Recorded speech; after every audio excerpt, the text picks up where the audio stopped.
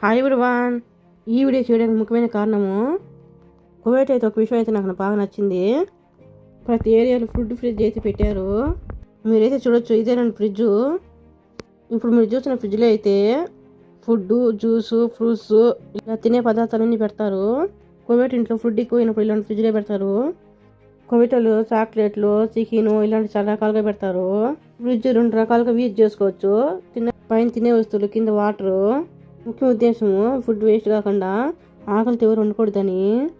కువైట్లో ఇలాంటి ఫ్రిడ్జ్ చాలామంది ఆకలి తీరుస్తుంది.